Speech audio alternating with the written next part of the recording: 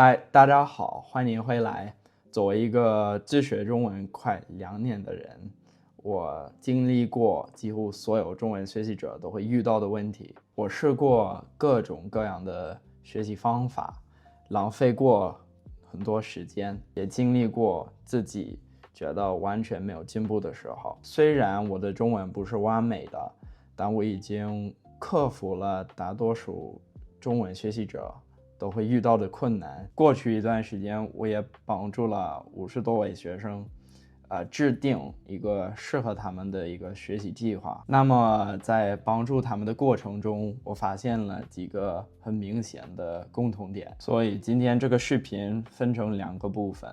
第一个部分，我会分享大多数学习者都会遇到的问题。第二部分，我会分享那些真正坚持下来不断在进步的学习者，有哪些共同特点。那么看完这个视频以后，你会更清楚，自己是不是走在正确的方向，也会知道怎样才能更有效的学习中文。好了，我们开始吧。Before we get started, if you are serious about learning Mandarin, then you can check out my Mandarin learning planner on my website. First, we'll book a one-to-one call where I'll learn about your current situation, your goals, and the way you learn best. And from that, I'll help you build a personalized, realistic learning plan that you can stick to every day. What's also included is I'll help you set up the best apps and resources based off your current level. I'll show you the best methods that suit your strengths and also create a customized content bank so that you don't have to waste time searching for content. Within that content bank, there's lessons, videos, podcasts, and other content that you'll actually enjoy. So yeah, overall, if you want a clear plan and someone to point you in the right direction, the links to all of that are below. Now let's get into the video. All right. So for this part of the video, I want to mention some of the patterns that I've noticed when working with a lot of Mandarin learners. And to be honest, these aren't really language problems, they're actually mindset problems. And interestingly, they're the problems I had myself when I started learning. First thing I've noticed is that everyone is trying to find the most perfect method for learning Mandarin. You've probably heard this before. People spend hours trying to watch videos about learning the language instead of taking the initiative to go and learn the actual language themselves. The irony of this is that there isn't one universally best method. The highest ROI approach is the one that suits you, your schedule, and your habits. Me personally, I've experimented with loads of different methods. I've done things like rote learning, speaking with myself, but in the end, it always boiled down to the same few fundamentals. Those fundamentals were always speaking regularly, whether that's with tutors, speaking with natives, or even just speaking with yourself. Building vocabulary through sentences and not just random words. And also spending a lot of time exposed to the language, i.e. listening to podcasts and content that I actually enjoy listening or watching. So my point here is that I had most of the learners actually simplify their routine, having less methods and less clutter, which actually allows them to focus more over the long term and keep consistent with their Mandarin study.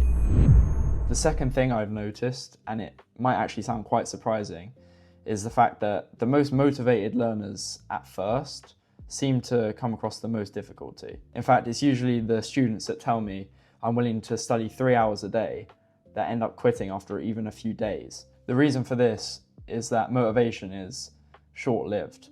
So once you realize just how much there is to learn, that motivation quickly drops off. What keeps people going isn't motivation, it's having a clear goal in mind and then micro goals on the way to the bigger goal. It's normally the learners that say, I want to learn Mandarin, that have the least amount of success, because essentially learning Mandarin is almost impossible to complete. There's always more words you can learn, right? So what I mean by that is if your goal is just learn Mandarin, you'll almost never be completely satisfied with the progress you're making. From my experience, the learners who normally stick with it have something more specific in mind. Maybe they want to be able to hold a conversation with a colleague or order food at a restaurant. And these goals actually give them something measurable to work towards. And because they can actually see themselves making progress, it's going to be a lot easier for them to remain motivated, but also have some kind of guidance and direction for moments when you don't have motivation. Now, the third thing I've noticed is that people don't actually fail because they don't know what to do. They actually fail because they can't stick to a routine that they can realistically stick to every day. Everyone seems to understand the basics, get in touch with the language, review vocabulary, listen to Chinese. But the problem isn't knowledge, it's actually just the execution. What often happens is people build routines that are way too ambitious. They're way too regimented, and you can maybe stick to it over a short period of time, but over the long run, you're gonna lose momentum. You're not going to be able to stick to it every day because of events in your life, etc. And before you know it, you're no longer following the learning plan. Because of this, I put a huge emphasis on habits. For example, instead of having a routine that has review flashcards, which is also important, instead I'd say follow a routine that helps you build the habit, so then you no longer need a routine written down on paper. Once you've built these habits, it just becomes ingrained into your daily life. For example, after waking up, I'll always check my Mandarin flashcards. And for somebody else, it might be shadowing an audio track for 3 minutes. It doesn't matter about the task, it matters about ingraining different Mandarin learning habits into your daily routine. Okay, the fourth thing that I've noticed is that there's loads of conflicting information out there about learning Mandarin. And the problem is that most Mandarin learners don't filter it through their current level. So beginners will often try to do things that sound advanced, i.e. skipping straight into heavy input, or even trying to speak, which aren't necessarily problems themselves, but the reality is, at the beginning, you don't have enough vocabulary, or a base, as I call it, to actually understand or be able to get any use out of things like heavy input. That's why for beginners, I'd often recommend them to build a foundation, maybe the first 150 characters or 300 vocabulary words of Mandarin that they can start to build off of. The foundation includes core vocabulary, basic sentences, and just understanding how the language is composed. Even things like rote learning get a bad reputation, and amongst advanced learners, yes, it's very inefficient and boring. But for a beginner, rote learning and going to memorize your first 100 to 200 characters or words is actually very useful, and it's something I did myself. The same thing goes for writing and structured study. Early on, it can actually be more valuable to understand how characters work, and also how sentences are structured and how people express different ideas, rather than trying to jump into real world content. So the message is simple. You don't need the quote unquote best method, you need the right method that suits your current level. Now, the final thing I've noticed is that most people's expectations around time are completely skewed. And because of that, they end up misreading their own progress. Now, plateaus are a normal part of learning Chinese, but a lot of learners just simply don't expect them. On one side, some people actually underestimate what's possible with consistent efforts. They don't quite realize how far you can actually get by sticking to a simple routine every single day. However, on the other hand, some people massively overestimate what's realistic in a short period of time. They almost expect too many results to come within even a few weeks of starting to learn Mandarin. And you will get results, but they're nowhere near as ambitious as some of the ambitions that I've heard. I'll drop an example. Somebody wanted to reach business proficiency within their first year of studying with only 30 minutes a day. Sure, if you're an absolute genius, maybe 0.0001% of the population could pull that off, but in reality, it's very unlikely that that's going to be possible. Now, even with good study habits, that just isn't how language learning works for most people. Now, the reality is somewhere in the middle. Progress is real, but it's not linear. You'll certainly have periods where you feel like you're improving very quickly, but then you'll also have periods where you feel like you're not improving at all or even regressing.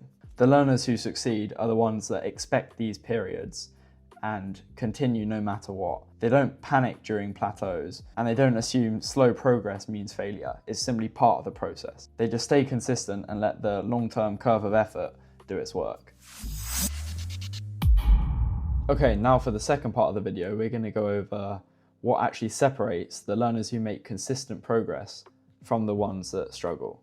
The first thing I've noticed is that successful Mandarin learners all have checkpoints along the way. They're not just learning in a vague, open-ended way. They actually have a specific goal that they're working towards. Sometimes that's a HSK exam. Sometimes that might be a trip to China or even an upcoming work event. But the key point is that there's always a clear milestone coming up in the near future. And on top of that, they also have often a long-term reason for learning as well. That might be for career opportunities, relationships, travel, or even the goal of just living abroad. Whatever it is, it gives them the why that sits behind everything else. What's interesting is how these two things work together. The long-term goal keeps people going when motivation drops, but the short-term checkpoints make the process way more adaptable and practical.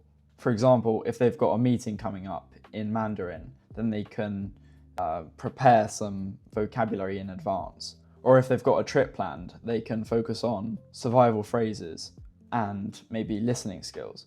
So instead of just learning Mandarin, they always know what they're working towards, and they've got little checkpoints along the way to keep them with a kind of sense of direction. Now, the second thing I've noticed is that the most successful learners are genuinely interested in Chinese itself. They don't treat it like a school subject that they're forced to learn. They treat it as a passion and something that is fueled by pure curiosity.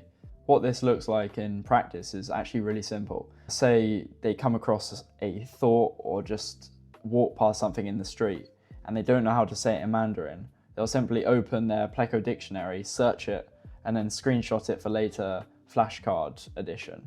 Something like that is an example of how I would use curiosity to kind of fuel my Chinese learning. And when you're genuinely interested in the language itself, you'll get loads of moments throughout your day where you'll kind of just out of curiosity look something up and then add it to your flashcard deck, or look up how to express a certain idea in Mandarin. Over time, that creates a very different relationship with learning. It stops feeling like studying and feels more like exploration. You're not just ticking off lessons, you're actually actively trying to express concepts and things that you're genuinely interested in. And overall, this has got to be one of the biggest differences. The Chinese learners who are genuinely interested, they really enjoy the process as well, so there's a lot less friction when it comes to doing quote-unquote harder tasks. For example, active recall and other tasks that require a little bit more attention. For example, shadowing. That was definitely true for myself as well. I would spend hours listening to Chinese podcasts, not because I felt that I had to, but because I genuinely wanted to. So to put it simply, when learning becomes something that you're genuinely interested in, the effort that you exert doesn't feel like effort in the same way as if it was a school subject, for example. And it's that consistency that comes from being genuinely curious that leads to exponential gains over time. Okay, now getting on to the third point that I notice that a lot of successful Mandarin learners have, and that's the fact that they create speaking opportunities for themselves. They don't wait until they feel ready to speak. They just start speaking from very early on in the learning process. That might be through tutors, language exchanges, shadowing, speaking to a native, or even recording themselves speaking. But the key idea is the same. They put themselves in a situation where speaking is unavoidable.